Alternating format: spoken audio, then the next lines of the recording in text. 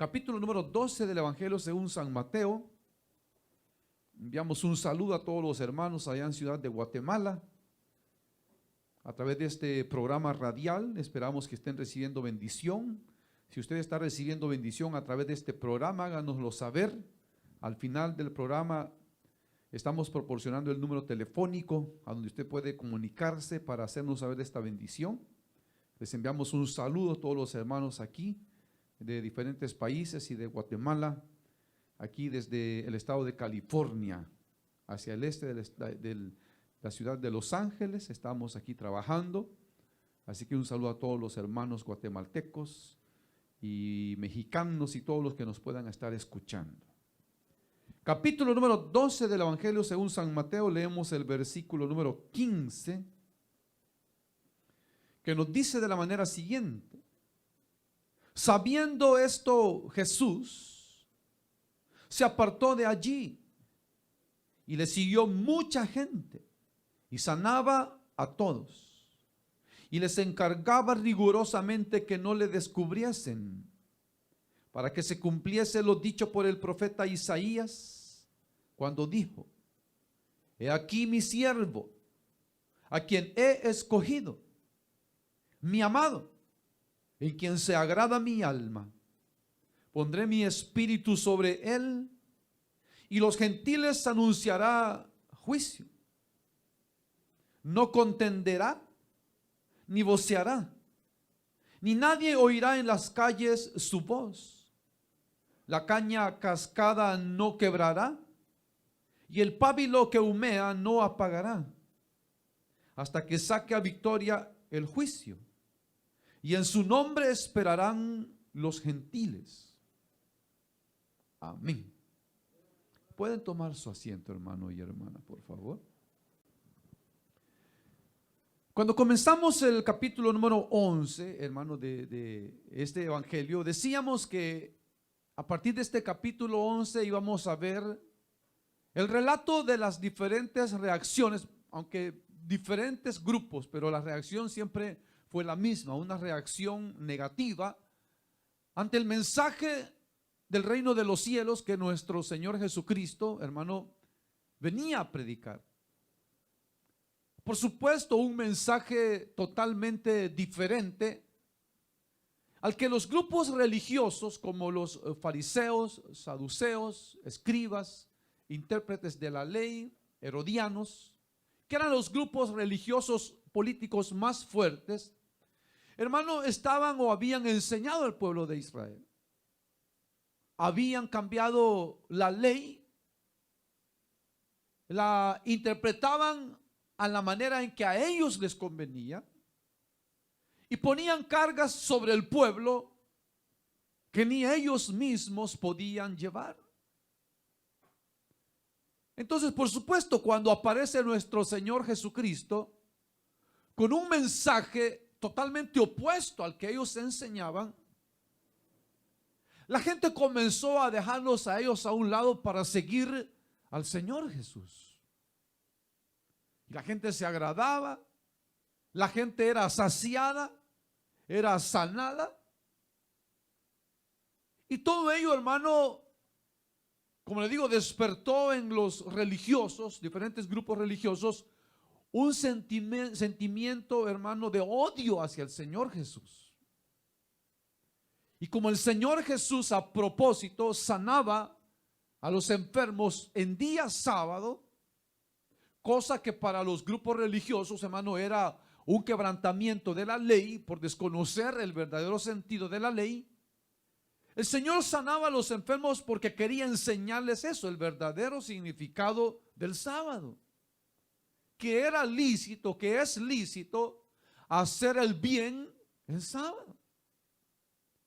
Sin embargo, ellos, en lugar de, hermano, agradecer a Dios, decir, bueno, bendito sea Dios que nos está visitando, teníamos años de no ver esto que hoy vemos, un hombre de Dios, hablando en nombre de Dios, sanando, bendiciendo, era, hermano, para hacer una fiesta en nombre de Dios, de alegría, de gratitud. Sin embargo, en lugar de tornarse agradecidos a Dios, hermano, se llenaron de odio y de ira. Al punto que dice el versículo 14 que tuvieron consejo contra Jesús para matarlo. Entonces llegó a oídos del Señor Jesús, y por eso el versículo 5 dice, sabiendo esto, o sea, se dio cuenta el Señor que ellos ya estaban, hermano, confabulando contra él para matarlo. Y entonces el Señor toma una decisión, y es la decisión de irse, como dice ahí. Se apartó de allí. Puede pensar alguien, decir, bueno, qué miedoso. Pero no es que el Señor tenía miedo a morir. Él sabía que iba a morir, pero no era el tiempo todavía. Él sabía que todavía restaba, hermano, faltaba mucho que hacer antes de morir.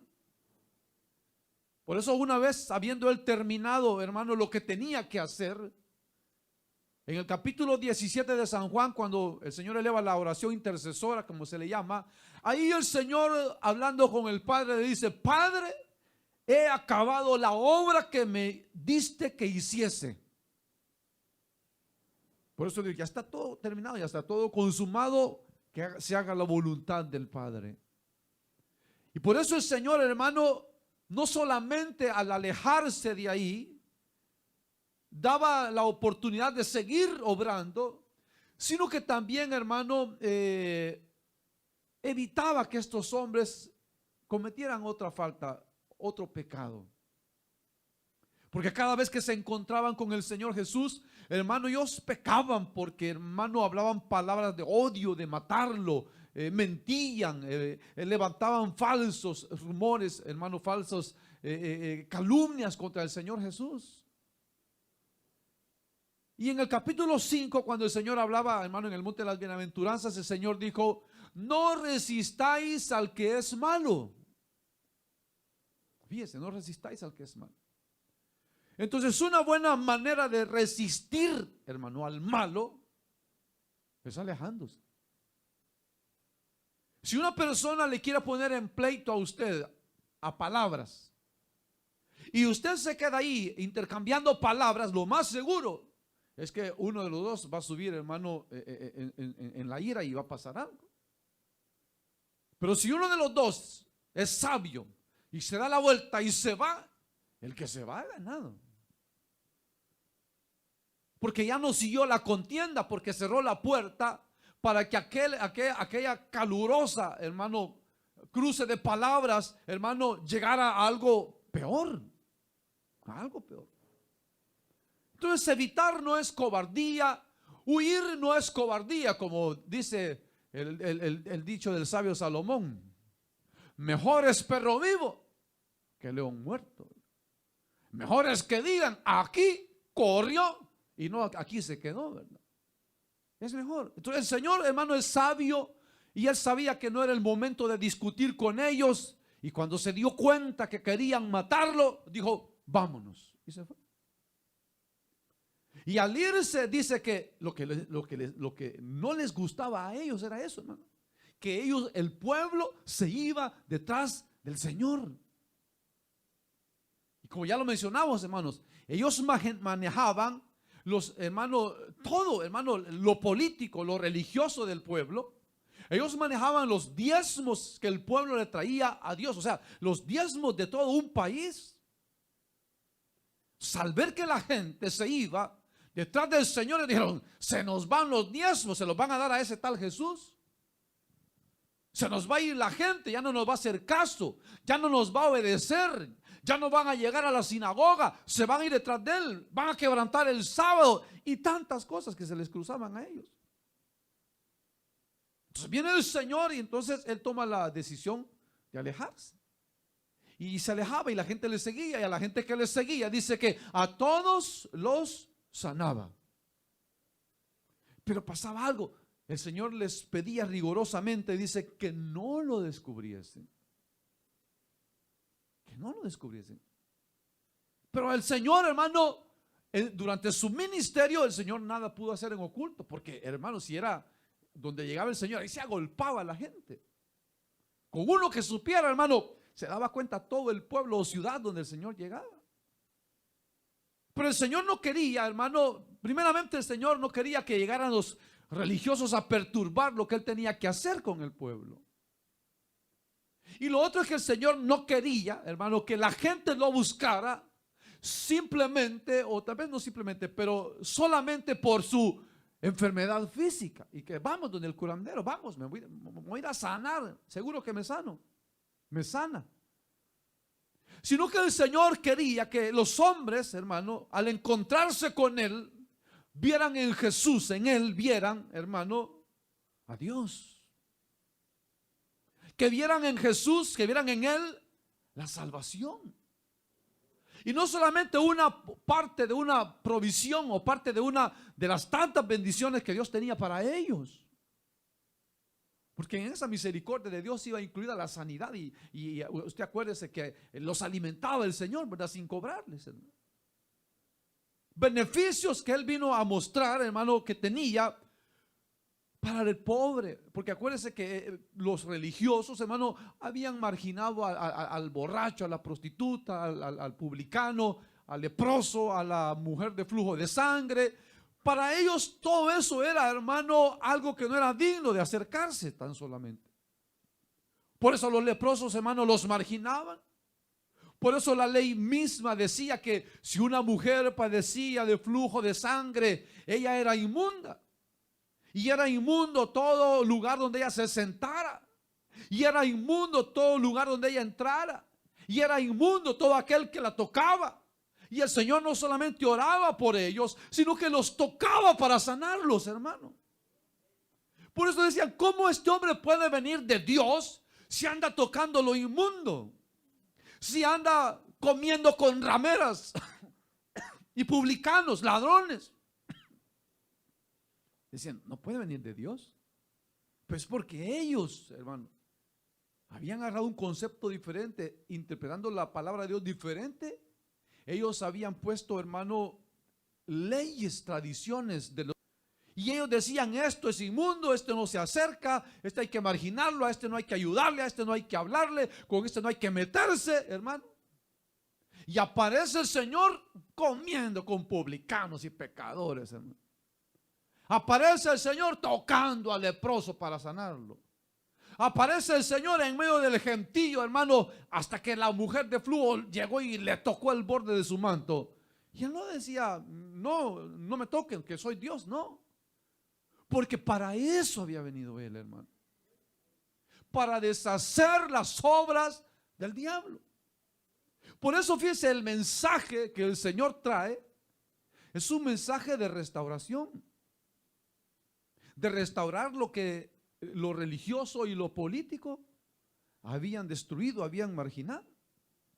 Entonces el Señor venía a restaurar al enfermo, a restaurar al pobre, al huérfano, a la viuda, al afligido, al oprimido. Entonces ese mensaje que el Señor trae, hermano, es el mismo mensaje que Dios quiere que se predique hoy. Pero como siempre hay grupos religiosos que, hermano, y yéndose en pos de sus hermano, intereses, predican o predicamos un evangelio que nos conviene a nosotros. Que nos conviene. Y cambiamos el mensaje del evangelio y decimos, a mí el Espíritu Santo me iluminó y me dijo que hay que hacer esto. A mí Dios me habló y me dijo que hay que hacer esto. Sin llevar un respaldo de la palabra de Dios.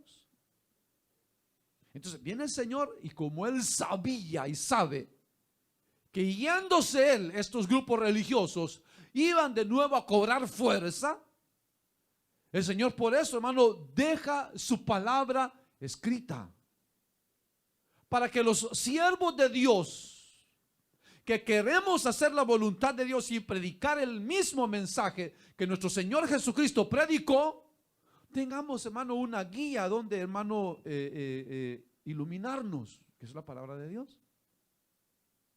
Fíjense. Entonces viene y nos presenta un ejemplo. Primero, pues, por supuesto, el Señor dice que los sanaba y le decía, por favor, no digan que yo soy. Sin embargo, la gente siempre lo mencionaba. Pero fíjese, en ese relato de la vida del Señor Jesús, según San Mateo, hermano, ocurre algo. San Mateo era un hombre, hermano, muy estudioso. Le gustaba escudriñar. Y por eso San Mateo es el evangelio que más citas tiene del Antiguo Testamento para demostrar que nuestro Señor Jesucristo es el Hijo de Dios. Fíjense. Entonces, cuando se hacía el relato, ahí andaba San Mateo, ahí andaba, hermano, investigando de los hechos del Señor Jesús. Pero al mismo tiempo que investigaba, él escudriñaba la Escritura para ver, hermano, qué profecías, hermano, se hablaban del Señor Jesús en cuanto a eso que él hacía. Porque el Señor, hermano, casi siempre cuando él hablaba, él mencionaba eso, ¿verdad? Mencionaba el Antiguo Testamento. Y entonces cuando el Señor dice que Él les pedía a las personas que no hablaran de Él, que no dijeran que Él era, dice aquí el profeta, para que se cumpliese la Escritura. O sea, ya había Dios hablado la manera en la que el Señor Jesús se iba, hermano, a desempeñar en la tierra. Fíjense, por eso ahí vamos a ver, pero por eso el Señor, Él lo decía: Padre, la obra que me diste que hiciese, he acabado. O sea, Él no cambió nada, hizo todo lo que el Padre le dijo. Entonces, mire, dice, para que se cumpliese lo dicho por el profeta Isaías cuando dijo, y entonces va a comenzar a decir, dice: he aquí mi siervo. Fíjense, hermano, algo tremendo, porque las organizaciones o el hombre mismo puede decir: yo soy siervo de Dios, yo soy un predicador de Dios. Puede decir el hombre, las organizaciones, los colegios teológicos, las universidades teológicas pueden darle un título a una persona, decir: vaya, ahora usted ya es pastor, ya es evangelista, vaya y trabaje de eso. Pero una cosa es que los hombres, que el mundo, hermano, establezca ministros, y otra cosa es que los establezca Dios. Que los establezca Dios. Entonces, cuando un hombre se levanta sin que Dios lo haya levantado, hermano, en lugar de ser una bendición para el evangelio, es un estorbo. Porque ya comenzó mal, hermano. Ya comenzó, hermano, contrario a lo que el Señor enseña, que es Dios el que escoge a los ministros. Por eso Efesios dice claramente que es el Señor mismo, que es Dios mismo el que estableció a los ministros. ¿Verdad que así dice? Y Él mismo, dice, estableció a unos apóstoles, a otros profetas, a otros pastores y maestros y a otros evangelistas. Fíjense. Entonces, para que la iglesia, hermano, tenga cuidado de a quién sigue. Fíjense, de a quién sigue. Porque con dar una tarjetita y poner pastor y pastora, cualquiera lo hace. Cualquiera lo hace. Cualquiera divide una iglesia y dice: hermano, sígame, yo voy a ser su pastor. Cualquiera lo hace. Pero entonces se está, hermano, dañando el orden de la palabra de Dios. Ya esas personas ya van en contra de la palabra de Dios, porque van siguiendo a un hombre a quien Dios no ha puesto. Fíjense, no ha puesto. Y lo peor es que cuando hacen esto, como comienzan mal, comienzan a hacer las cosas mal. Y usted ve, hermano, qué enseñanzas se dan de la manifestación del Espíritu. Temblazón de cuerpo, caídas, sopladas. ¿Qué más se dan? Un montón de cosas, ¿verdad? Pero el Espíritu Santo, Dios no lo envió para hacer un show, hermano, terrenal. Dios no lo mandó para eso. Sino que dice claramente que Dios envía a su Espíritu Santo para darle o embellecer a la iglesia con dones, ¿verdad? Dones del Espíritu Santo. Para que la iglesia sea edificada, exhortada y consolada y el nombre de Dios sea glorificado, ¿verdad, hermano? Ese es el propósito del Espíritu Santo. No es el de bailar, el de quitarse los zapatos y por allá, el de, hermano, el gritar, el saltar, el temblar. Eso no es el Espíritu Santo de parte de Dios, pero sí de parte de los hombres que se lo inventan. Y pobrecita la gente, porque los creen, los sigue y los imita. Pero por eso el Señor dejó el ejemplo a seguir. Él es el ejemplo. ¿Y cómo es el orden? Primero es que Dios lo establece como su siervo. Luego, ¿qué dice? A quien he escogido. O sea que igualmente como la salvación, esto no es de quien quiere, ¿verdad? De quien dice, bueno, ya no me dan de mecánico, me voy a hacer pastor. Ya de carnicero, ya me bajaron las horas, me voy a hacer pastor.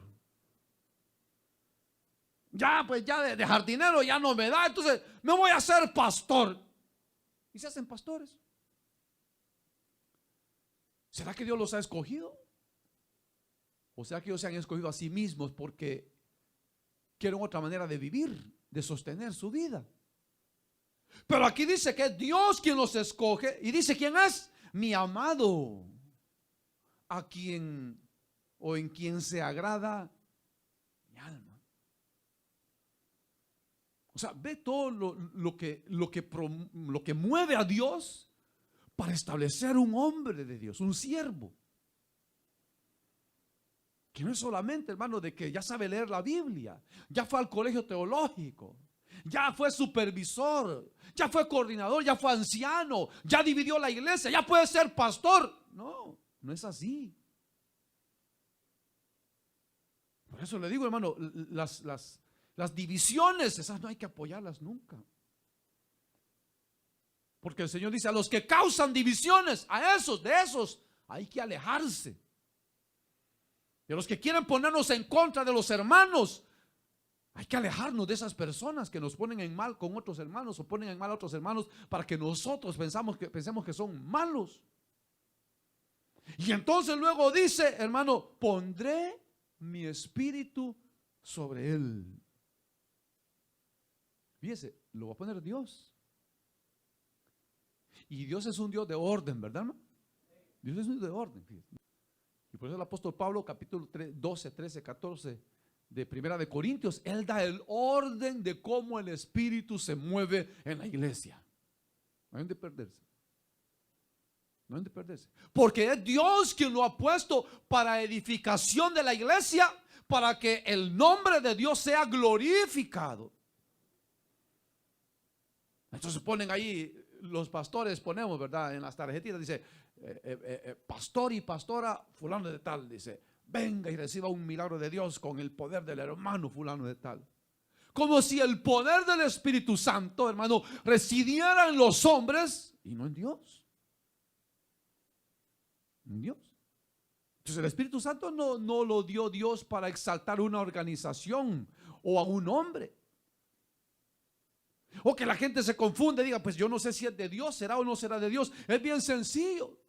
Si la manifestación espiritual que se está dando glorifica el nombre de Dios, es de Dios. Si no lo glorifica, eso no es de Dios.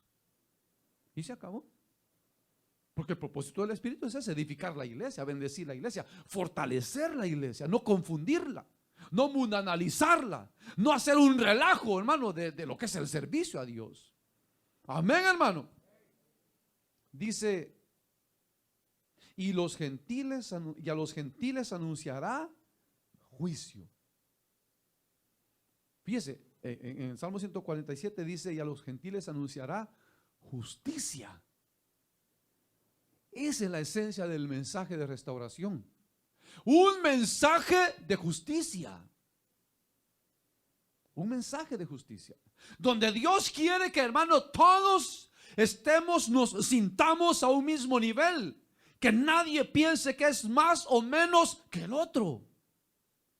Sino que todos somos iguales delante de Dios. No importa el sexo, la raza, el color de ojos. No importa, para Dios todos somos iguales y tanto vale un alma como otra alma de otro hermano.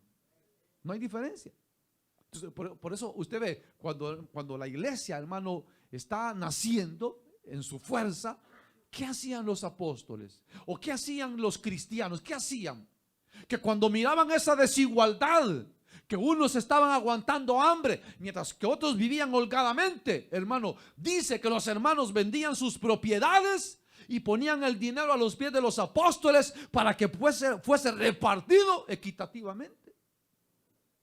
Fíjense, o sea, un mensaje de justicia, donde es injusto que un hijo de Dios esté aguantando hambre, mientras otro está, hermano, súper bien.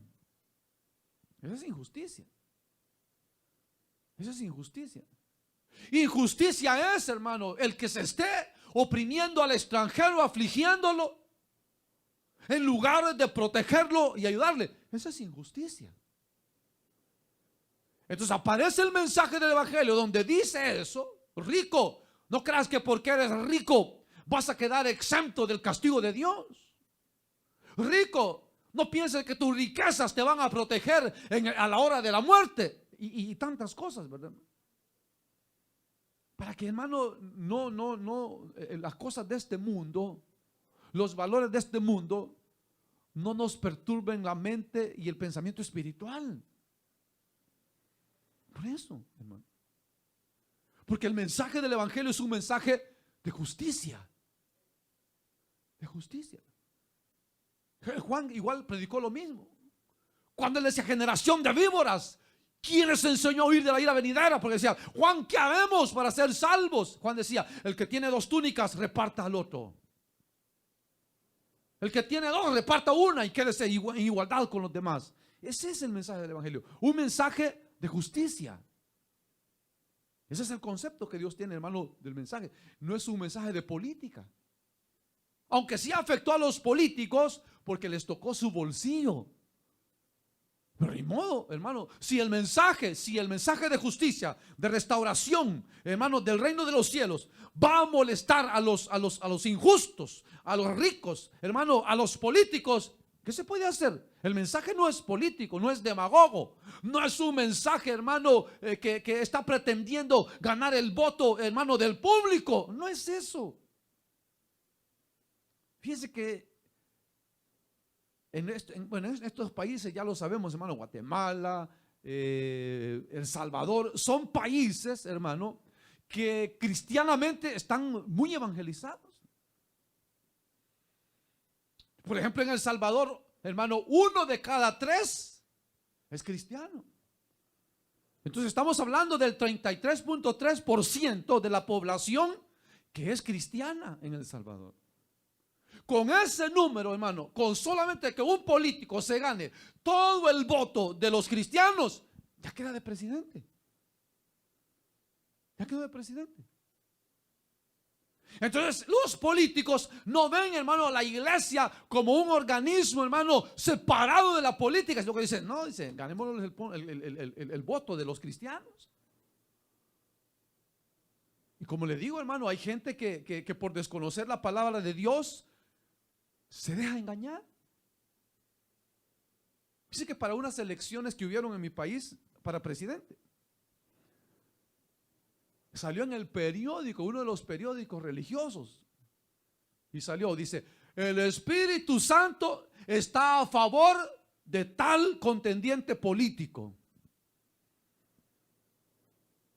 ¿Cuándo Dios dijo que el Espíritu Santo se iba a meter a la política?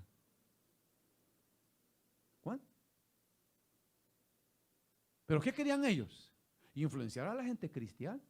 Decir, oh, si el Espíritu Santo lo dice, entonces votemos por estos. Eso es lo que querían.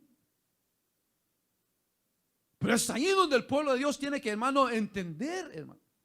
Cada quien, el voto es libre, el voto es secreto, el voto es igualitario, hermano, y nadie puede forzar a nadie a votar por el contendiente que quiera. Cada quien vote por el que quiera.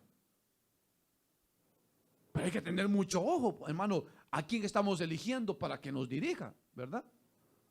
Porque después anda lamentándose la gente ahí para yo que le di mi voto a ese ladrón, a ese sinvergüenza. Pues sí, porque no lo vio antes.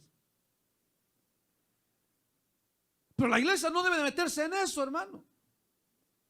Sin embargo, fíjense, los religiosos lo meten a Dios, al Espíritu Santo.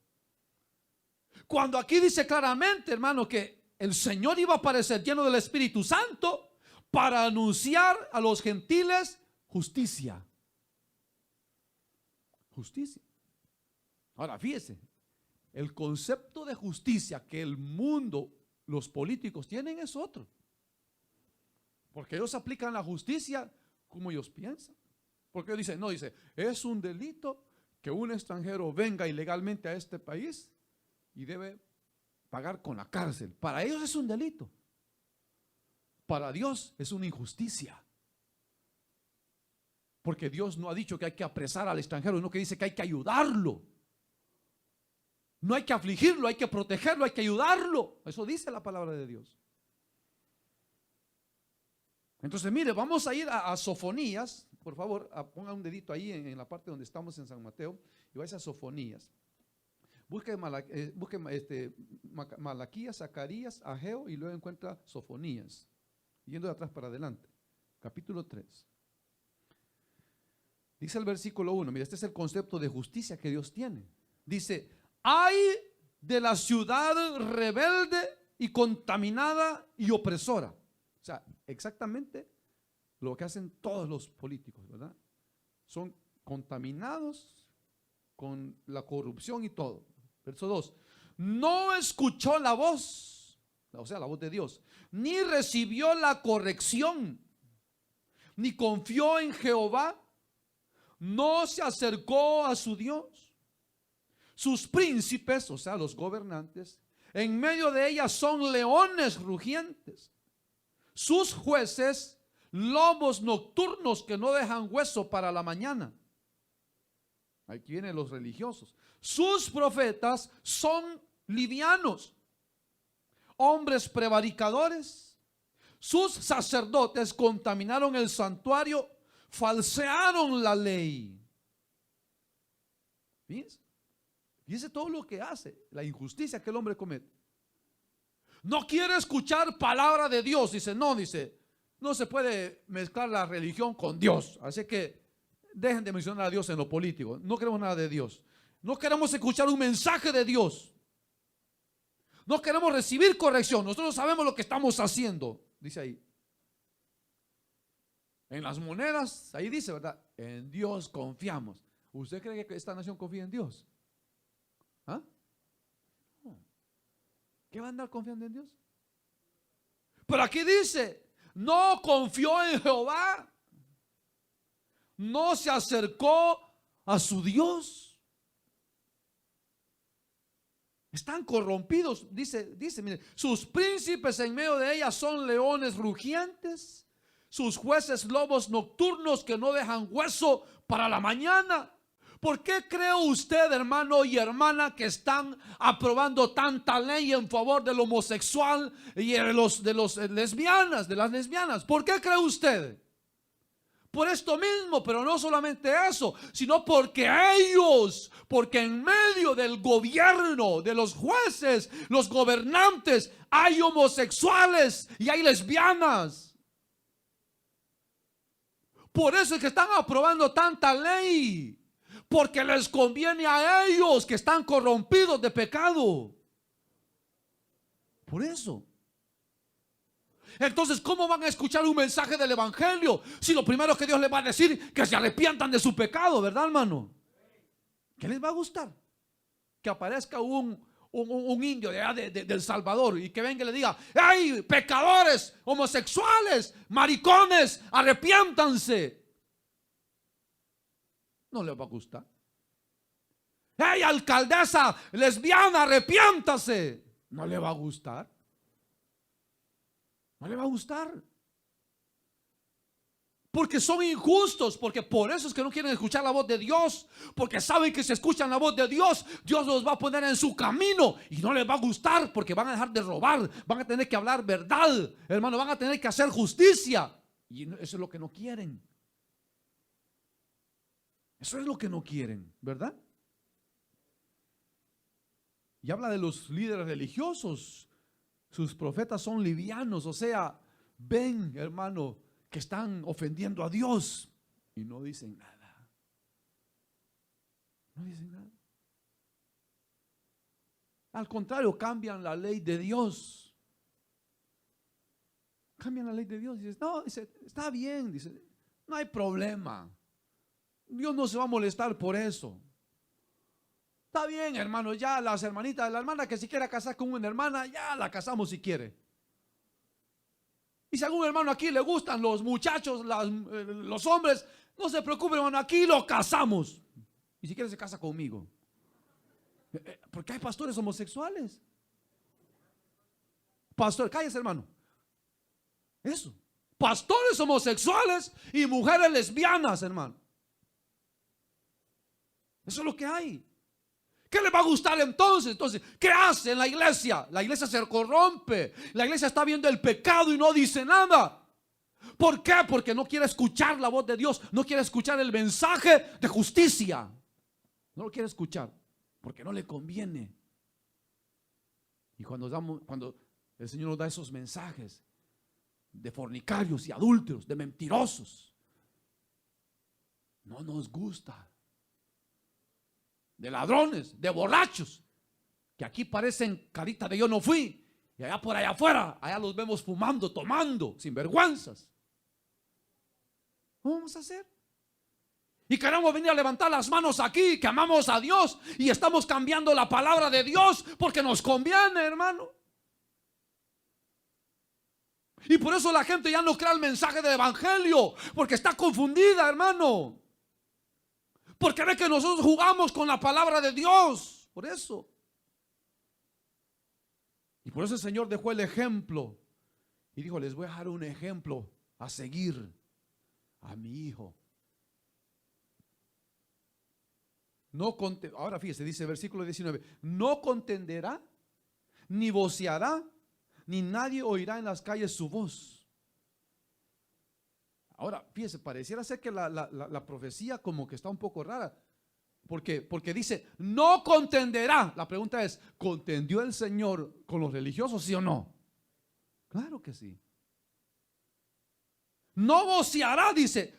¿Acaso el Señor no dice la palabra de Dios que y alzando su voz les enseñaba? ¿Sí o no? Ni nadie oirá su voz en las calles. ¿Acaso no fue en las calles donde más predicó el Señor? ¿Sí o no? Entonces, ¿por qué dice aquí que no y que no? Lo que quiere decir, hermano, es la reacción que la gente tuvo ante el mensaje. Ante el mensaje. Que aunque, hermano, el Señor les contradecía, hermano, ellos se quedaban callados. Porque al fin y al cabo no creían en Él. Porque aunque oían el mensaje, hermano, dice, la voz del Señor era como que si no la habían oído, porque seguían haciendo lo mismo. Ahora aquí sí habla de lo que el Señor hacía. Dice, verso 20, la caña cascada no quebrará y el pábilo que humea no apagará hasta que saque a victoria la justicia. Entonces aquí quiere decir, hermano, la caña cascada es aquella una cañita delgadita que se crece en los rillitos, en los riachuelos. Y que por estar, hermano, en el agua, hermano, no es fuerte, sino que al doblarla, ¡pum!, rápido se quiebra. O el pábilo que humea, cuando usted enciende una candela, cuando usted la apaga, y al apagarla le queda una lucecita ahí en lo que llamamos la mechita, ahí queda una lucecita. Ese es el pábilo que humea. Pero con la caña cascada y el pábilo que humea, el Señor está, hermano, metaforizando, hermano, a los débiles, a los desamparados, a los que con cualquier cosa se les puede destruir, como es el pobre, el huérfano, la viuda. Él dice que él al débil no lo va a terminar de rematar, sino que al contrario lo va a proteger. Lo va a proteger. Por eso, mire, vamos al Salmo 146, como dijimos, si usted quiere conmigo, rapidito. Salmo 146, versículo que leemos. 7. Que hace justicia a los agraviados, que da pan a los hambrientos. Jehová liberta a los cautivos. Jehová abre los ojos a los ciegos, levanta a los caídos, ama a los justos, guarda a los extranjeros, al huérfano y a la viuda sostiene, y el camino de los impíos trastorna. Eso es justicia de Dios. Eso es justicia de Dios. De ayudar y proteger al débil, al desvalido, al desechado por la sociedad, hermano.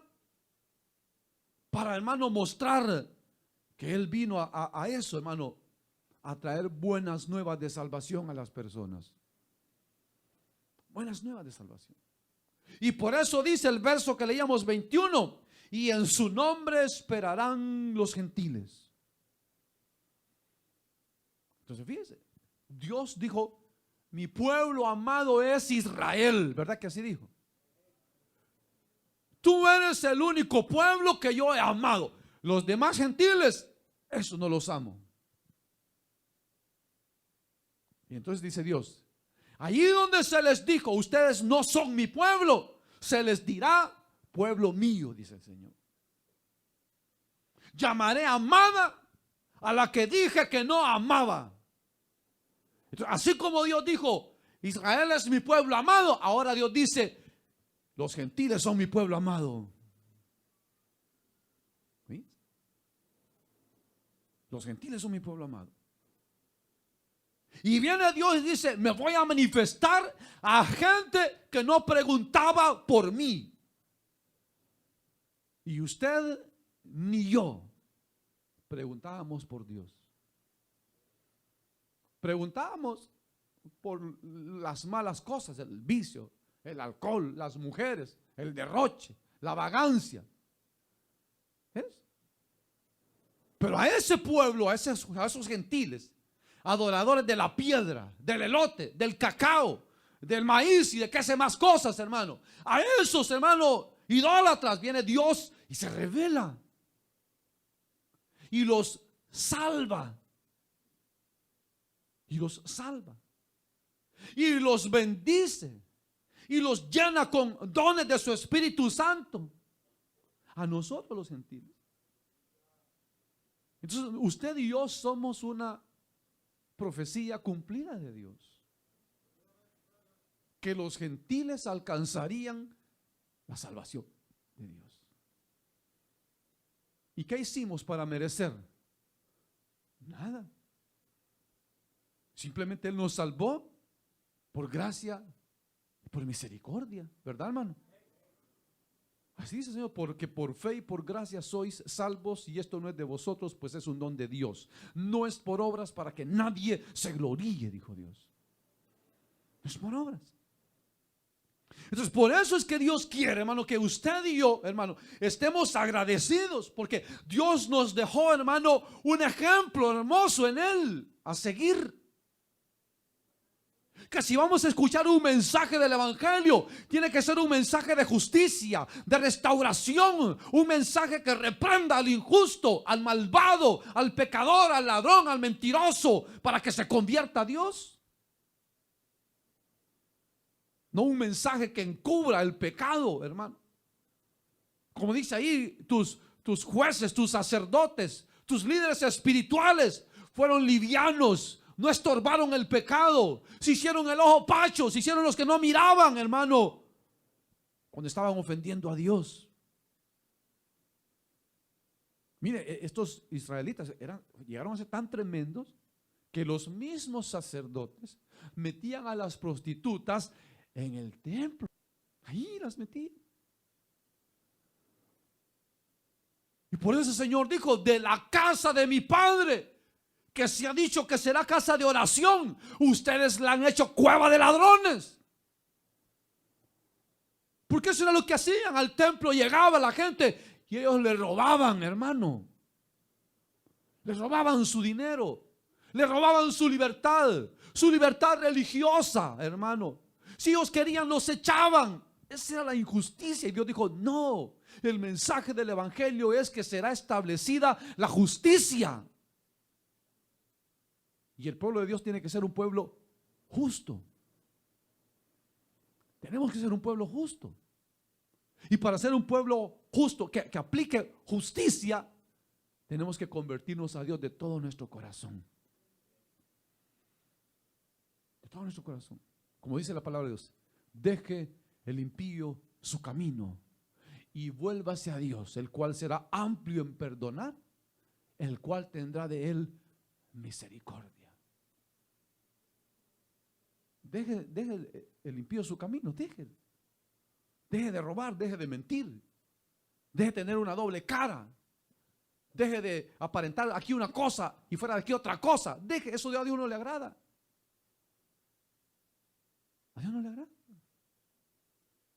Porque como lo estamos viendo en las doctrinas, para los que venimos el jueves, Dios traerá a juicio toda obra encubierta, sea buena o sea mala, para darle la recompensa a cada uno según haya hecho.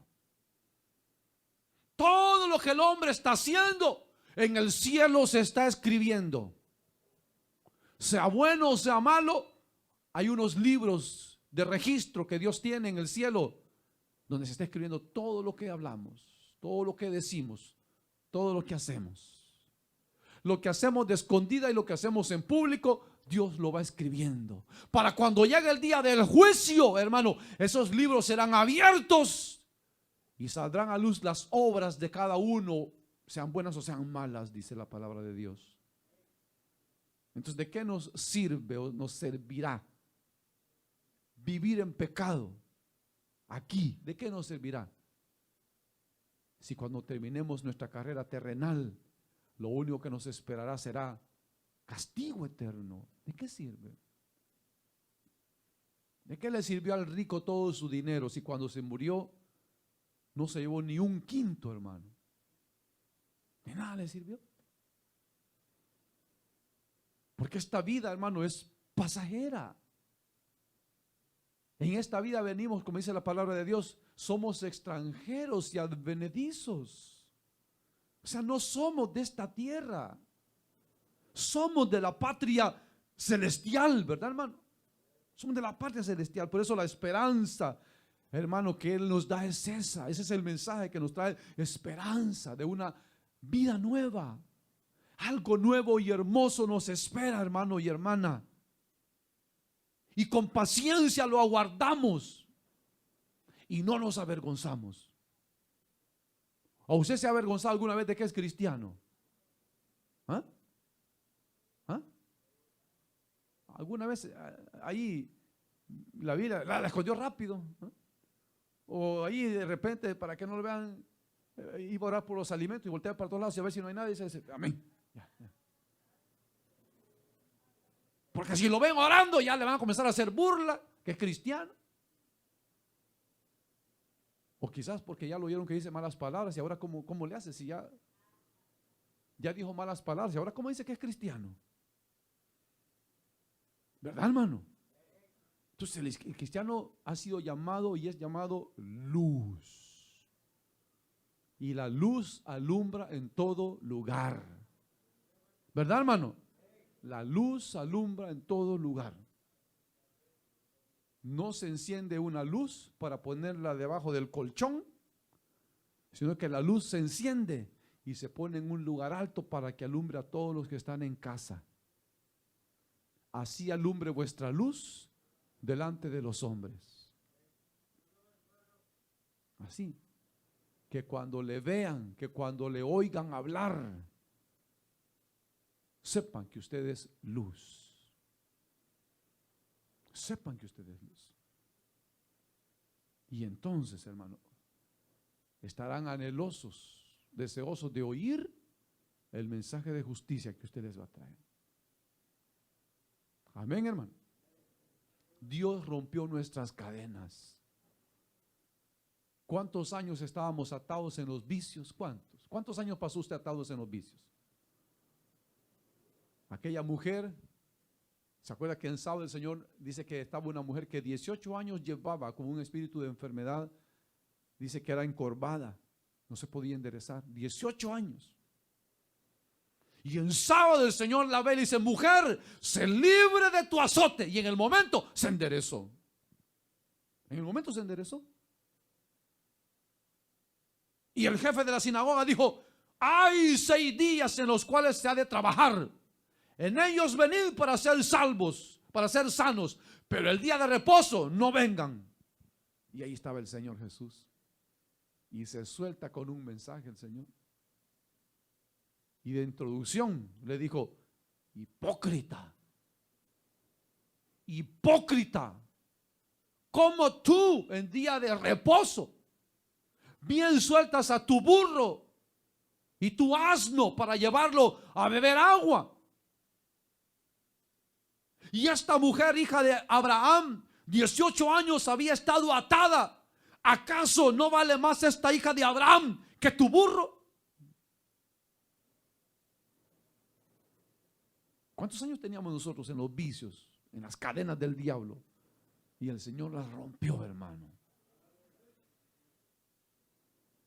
Entonces hay que estar agradecidos con Dios.